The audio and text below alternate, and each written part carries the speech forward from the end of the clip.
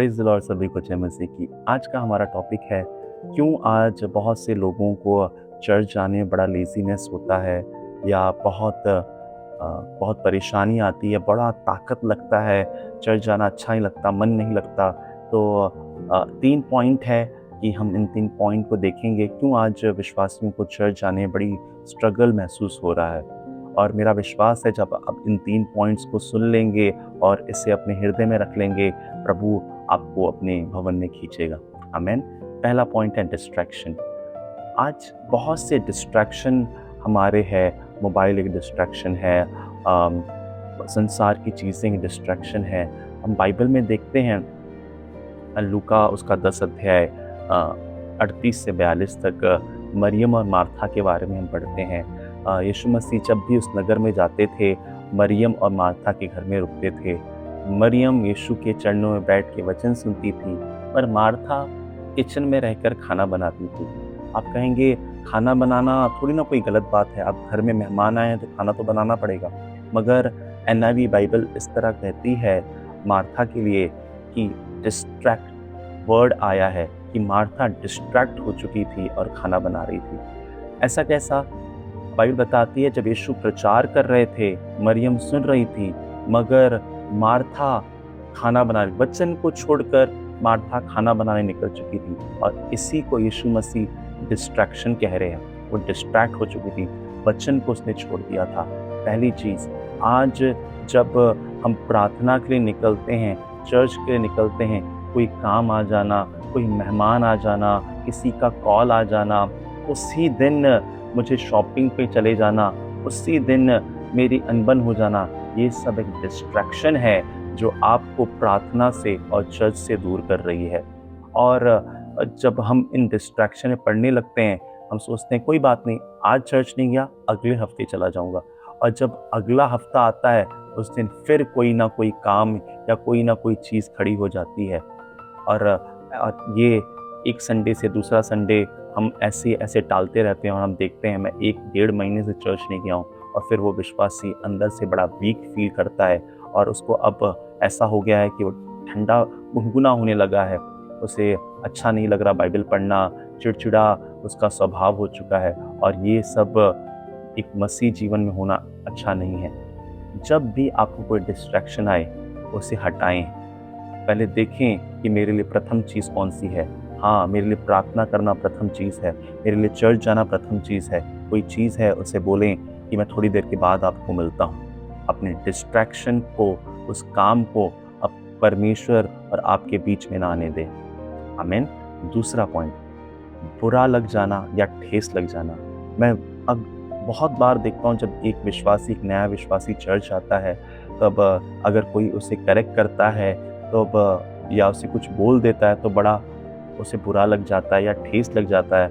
या पास्टर से या किसी लीडर से अगर वो कुछ सुन लेता है, उसे बहुत बुरा लग जाता है, तो वो सोचता है कि मैं चर्च नहीं जाऊँगा, मैं घर पे प्रार्थना करूँगा, मैं घर पे बाइबल पढ़ा करूँगा। अच्छी बात है कि आप घर पे प्रार्थना कर रहे हैं, मगर आपको एक संगति करना बहुत ज़रूरी है। अगर आप प्रेरितों की किताब पढ़ें, प्रेरितों में क्या होता था? कलीसिया हर दिन मिलती थी, रोटी तोड़ती थी, संगति करती थी। क्यों? क्योंकि यही करना प्रेरितों की कलीसिया को बढ़ा रही थी आत्मिक रूप से। और देखिए, आप अपनी लाइफ को पहले चेक कीजिए, जब आप एक रेगुलर प्रेयर में जाते थे, तब आपकी लाइफ कैसी थी? और अगर आप इस वक्त नहीं जा रहे हैं, किसी की बात को लेके बैठे हैं, तो आपकी लाइफ कैसे जा रही है? अपनी लाइफ को खुद आप पर्सनली चेक करना चालू करें। क्या सब कुछ सही हो रहा है? क्या सब कुछ नॉर्मल चल रहा है? क्या आप अंदर से आनंद महसूस कर रहे हैं? अपनी लाइफ को चेक कीजिए। पता है क्यों आनंद चला गया है? क्योंकि किसी की बात को मैंने बहुत ले लिया है, और मैं उसको निकाल नहीं पा रहा। तो मुझे अब प्रार्थना में जाने का मन भी नहीं कर रहा है, और ना मुझे प्रार्थना करने का मन कर रहा है। देखिए, अगर आप मैथ्यू उसका 5 अध्याय 23 से 24 पढ़ें, तो उसमें लिखा है, तू जो भेंट लेके आया है, उसे साइड में रख और जाके अपने भाई से मेल मिलाप कर। क्या कह रहा है प्रभु? भेंट बाद में है, पहले मेल मिलाप है। अगर जब तू मेल मिलाप करेगा, तब तेरी प्रार्थना सुनाई जाएगी, तब तेरी प्रार्थना का उत्तर आएगा, तब तेरी प्रार्थना प्रभु सुनेगा। जब तक मेल मिलाप नहीं है तब तक प्रभु प्रार्थना नहीं सुन सकता। हमें लगता है कि मैं कोई बात नहीं, मेरा उससे अनबन है, मैं उससे बात नहीं करूँ तो इससे क्या होने वाला। बाइबल कह रही है जिससे तेरी लड़ाई है, जिससे तेरा मन मुटाव है, जाके उससे मेल मिलाप कर और फिर तेरी भेंट ग्रहण की जाएगी। हालेलुया।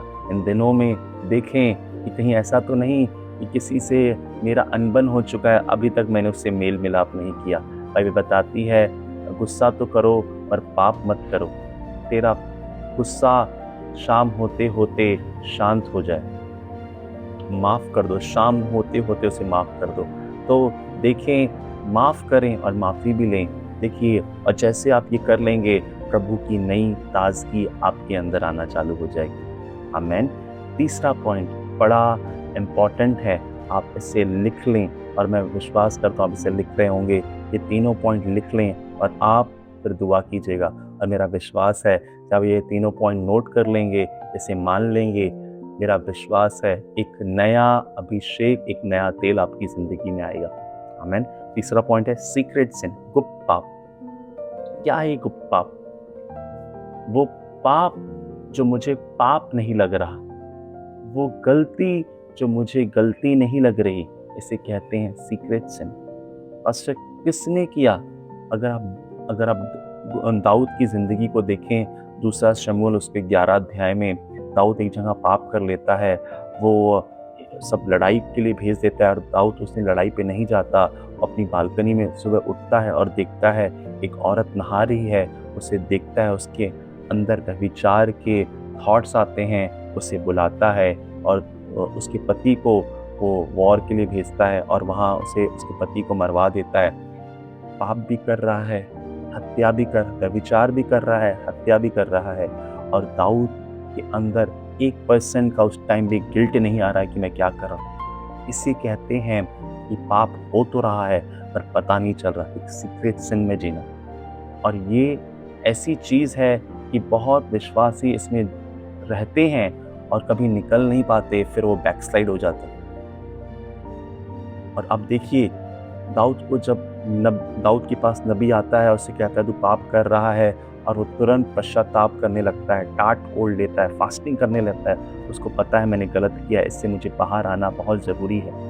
आज देखिए कौन सा सीक्रेट सिन है जो आपको प्रार्थना से दूर कर रहा है, कौन सा ऐसा पाप है जो आपको प्रभु की संगति से दूर कर रहा है। उससे पश्चाताप करें और प्रभु के पास लौटें। इन दिनों में यूं ही ना बैठ जाएं। ये अंत के दिन चालू हैं और बाइबल कहती है अंत के दिनों में बहुतों का प्रेम ठंडा हो जाएगा। क्या आपका इन दिनों में प्रेम ठंडा हो गया है? अगर ठंडा हुआ है तो बाइबल कह रही है पश्चाताप कर और पहले से प्रेम में आ जा। पहले से प्रेम में आ। अगर तू पहले से प्रेम में आएगा, मैं तुझे जीवन के वृक्ष से खिलाऊंगा।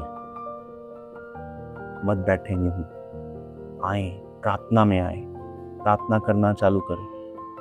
बहुत जनों ने बहुत दिनों से बाइबल पढ़ी नहीं है। क्यों? क्योंकि ऐसी ऐसी और भी बहुत चीज़ें हो सकती है, मगर जब मैं प्रार्थना कर रहा था प्रभु ने मुझे 3 चीज़ दी।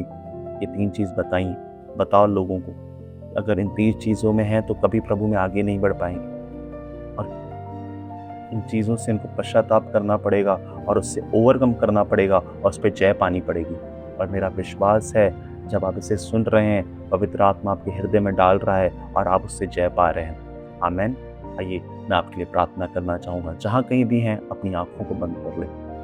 धन्यवाद मेरे प्यारे पिता परमेश्वर, यीशु के नाम से आपके पास आते हैं। प्रभु जी, आज जितने जन मुझे देख रहे हैं प्रभु, हर एक डिस्ट्रैक्शन से, प्रभु हर एक ठेस लगने से, प्रभु वो हर एक गुप्त पापों से आप इन्हें आज़ाद करें यीशु के नाम से, यीशु के नाम से। और प्रभु एक नया मन, एक नया अभिषेक, एक नया तेल से प्रभु ने अभिषेक करें। प्रभु आप ऐसा कर रहे हो, धन्यवाद करते हैं। धन्यवाद मेरे राजा, धन्यवाद प्रभु। ऐसा मन दे कि प्रभु हम उस पहले से प्रेम में लौट सकें। आप ऐसा कर रहे हो, धन्यवाद यीशु के नाम से। आमीन। God bless you all. मेरा विश्वास है प्रभु ने आपसे बातें की हैं। डू शेयर उन लोगों के साथ जिन्हें आप जानते हैं और वो इन दिनों में चर्च नहीं जा रहे। प्रभु आपको आशीष करे।